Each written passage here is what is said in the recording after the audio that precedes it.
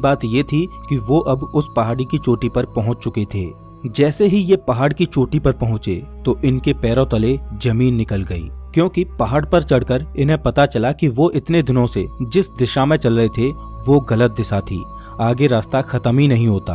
अब क्योंकि उनके पास खाने की सप्लाई बहुत कम थी, इस वजह से उन्होंने फैसला किया कि उनमें से एक बंदा क्रैश साइट पर वापस चला जाएगा और 2 लोग आगे जाएंगे।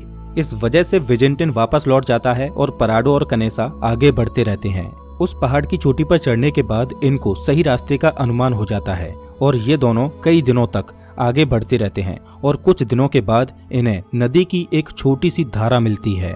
वो उस धारा के साथ साथ नीचे चलते रहते हैं और लगातार 9 दिनों तक चलने के बाद 20 दिसंबर को नदी के दूसरे किनारे पर इन्हें 3 लोग दिखाई देते हैं। ये चलते चलते बहुत थक चुके थे। पिछले 9 दिनों में इन्होंने पहाड़ पर 61 किलोमीटर की हाइकिंग की थी और अब मंजिल इनके सामने थी।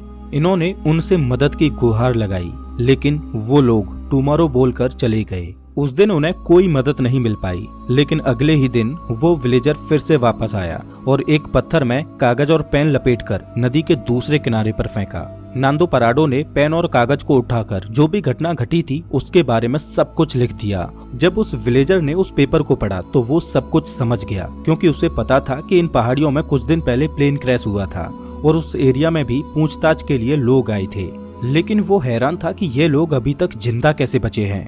वो विलेजर जल्द से जल्द शहर गया और आर्मी कमांड के साथ इस इन्फॉर्मेशन को साझा किया और जल्द ही चिली की एयरफोर्स इन्हें रेस्क्यू करने के लिए पहुंचती है। आर्मी ऑफिसर्स पराडो और कनेसा को हेलीकॉप्टर में बिठाकर क्रैश साइट पर पहुंचते हैं और 22 दिसंबर 1972 को क्रैश के 70 दिनों के बाद बचे हुए सर्वाइवर्स को रेस्क्यू किया जाता है। इन लोगों की हालत बहुत ज्यादा खराब थी। इस क्रैश के बाद टोटल 16 लोग ही सर्वाइव कर पाते हैं। इनकी ये कहानी सच में दिल दहला देने वाली